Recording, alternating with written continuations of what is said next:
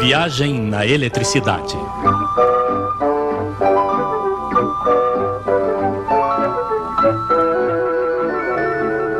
As 3 aplicações da eletricidade. Depois dos alternadores, dos transformadores, das linhas de alta tensão, eis que a eletricidade chega à casa de vocês pronta para trabalhar. Algumas vezes ela se encontra frente a frente com um ferro elétrico que deve aquecer. Em outro lugar deve produzir luz. Outras vezes ela faz girar motores de geladeiras ou coisas semelhantes. Claro, não existe uma eletricidade especial para cada tipo de trabalho, sem a qual os ferros de passar começariam a girar,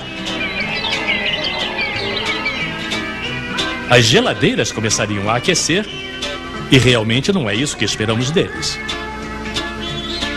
É a mesma eletricidade, são os mesmos elétrons, mas existem vários modos de fazê-los trabalhar.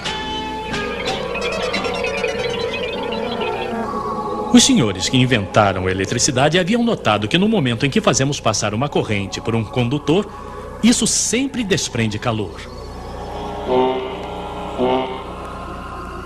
É evidente que se a corrente é fraca ou se o fio é grosso, os elétrons não têm dificuldades para passar e isso não aquece muito.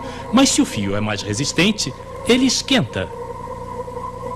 Este primeiro efeito, que transforma a energia elétrica em energia calorífica, os nossos amigos chamaram de efeito ferro de passar. Não, desculpem. Efeito Joule. Quando colocavam um fio ainda mais resistente, aquecia ao máximo e produzia luz. Mas infelizmente não por muito tempo. Porque a essa temperatura, os átomos do fio se entendem com os átomos do oxigênio do ar para fazer não sei o que exatamente. Mas em todo caso o fio queimava e se partia.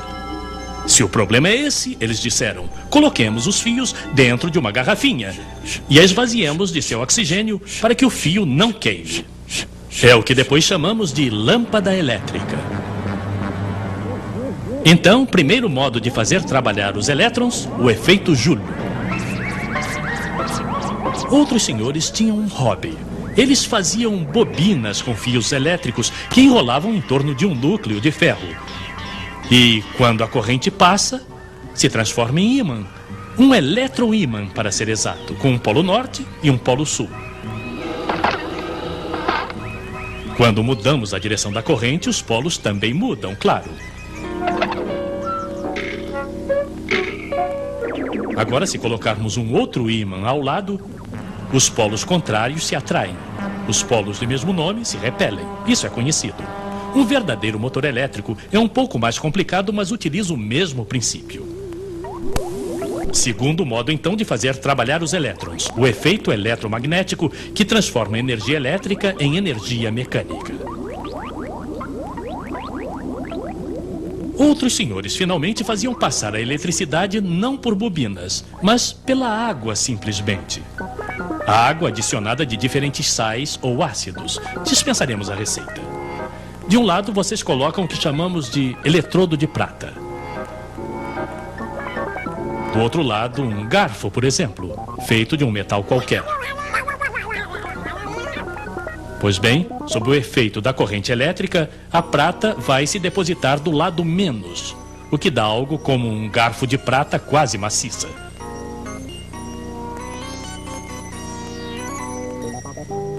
A eletrólise, terceiro modo de fazer trabalhar a eletricidade. E a própria água, que como todos sabem é feita de um átomo de oxigênio e 2 átomos de hidrogênio, é decomposta pela eletricidade.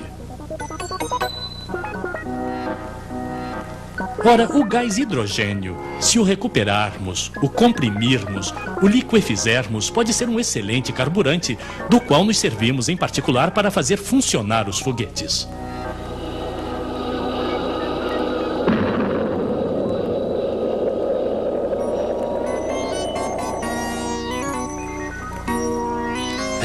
Podemos fazer tantas coisas com a eletricidade.